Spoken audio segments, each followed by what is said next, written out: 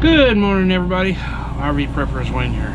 Well, today I'm going to be putting the new injectors and coil, new plugs in the RV. So, I ordered everything, and I didn't have to replace the coil, but it's a 30-year-old coil.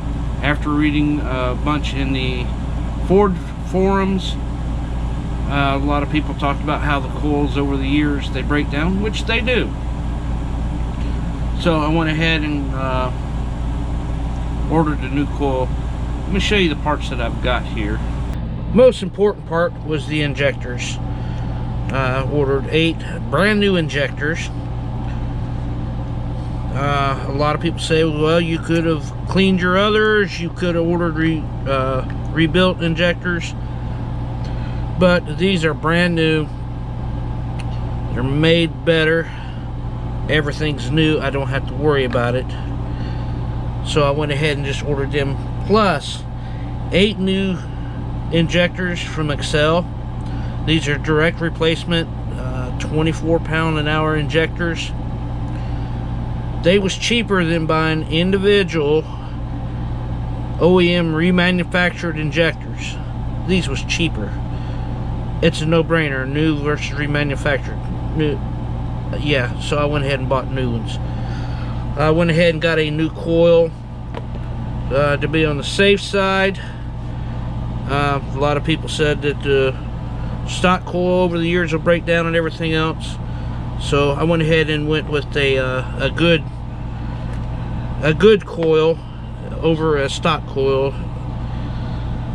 So when I did that, I went ahead and picked up new plugs again.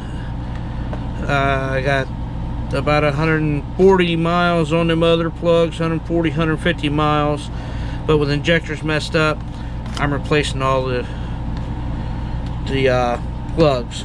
Now I do have to pull the upper intake off. I have that gasket ordered. I have to go pick that up here in just a little bit. But I got to start tearing into this thing. First thing when I do is when I get the doghouse off, I'm going to try to blow all the dust and everything out from around everything and try to clean that up a little bit before I go taking everything apart. If it's clean, it makes it better. I don't want to get any dirt and anything down in anywhere that it shouldn't be. So I'm going to take care of everything before. Makes it easier when I'm working on stuff. I don't have an issue like that. Doghouse is off.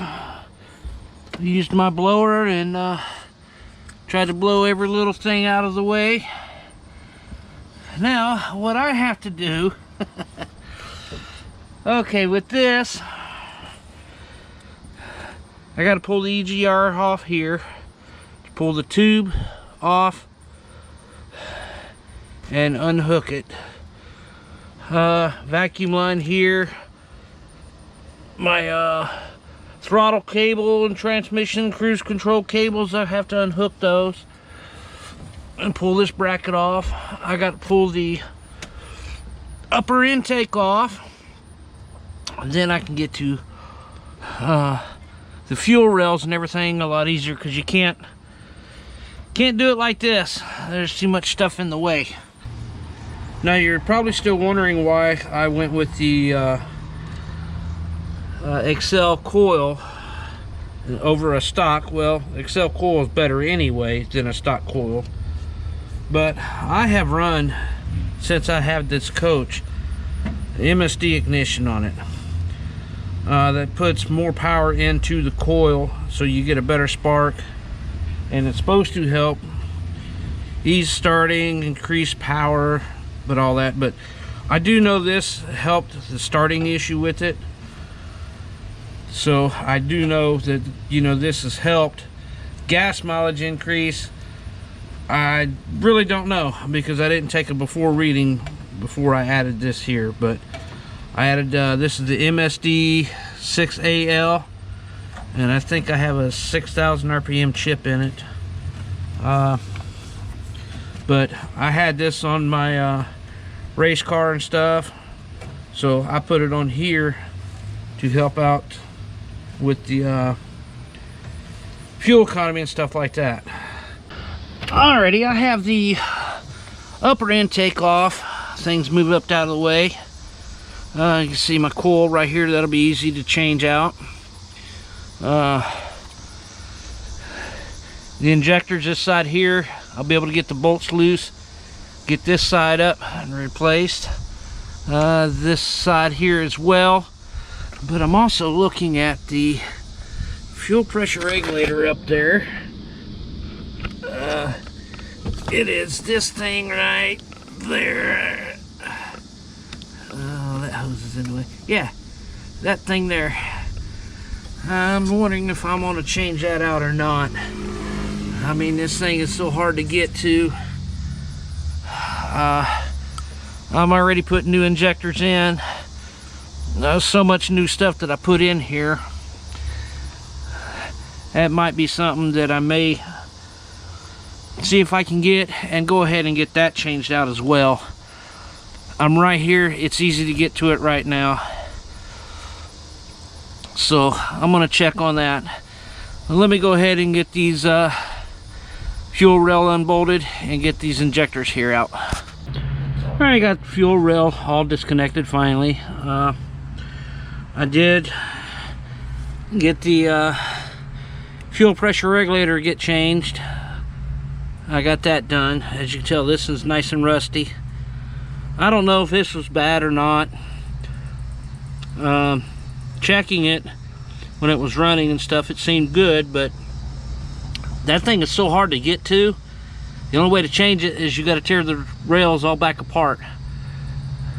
So $30 now saves a lot of headache later. New injector on the left and old one on the right. Yeah, it does look a little different on the end, but that's fine. The original injector is this one here. It is a single hole, whereas these replacement that I have, they are 3-hole. So that should help with atomization of the fuel and help increase gas mileage too, because the more you can get the fuel atomized, the better it's going to burn. If it's just all in drops, it doesn't burn as well, but if it's more of a mist, it'll ignite a lot better.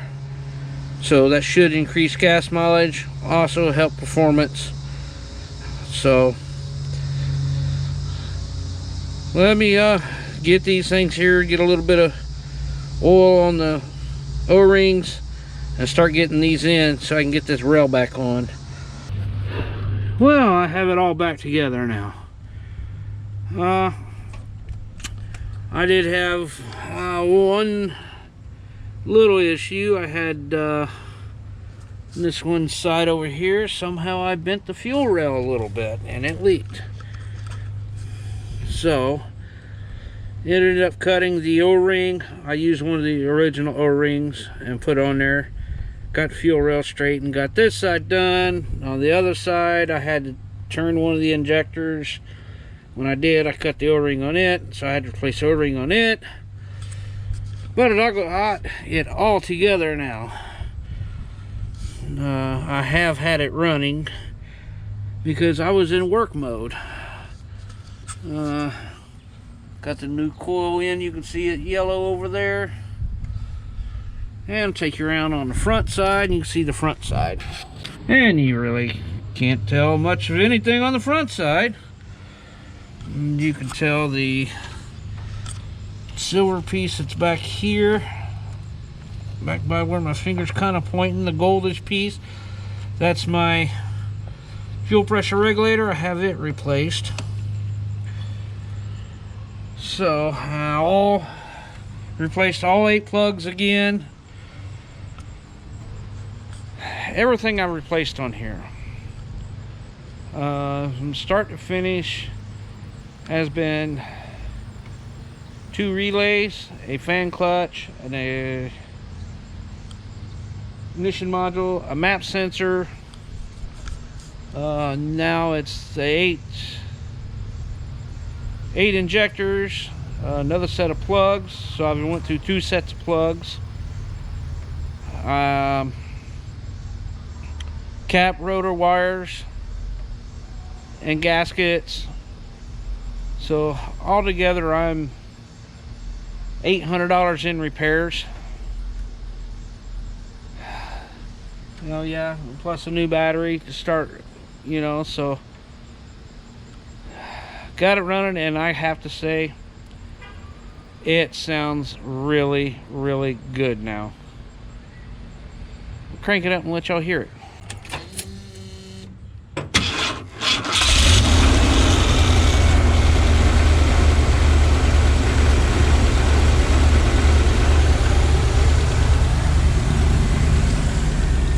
That does sound a lot better. I do have to set the timing on it. That's why it was a little hard starting right there. I have to set the timing.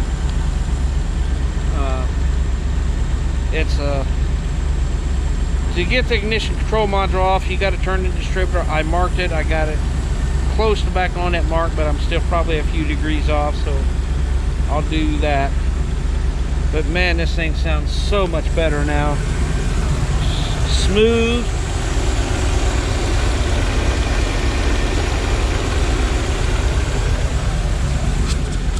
Let's go listen to the exhaust on it.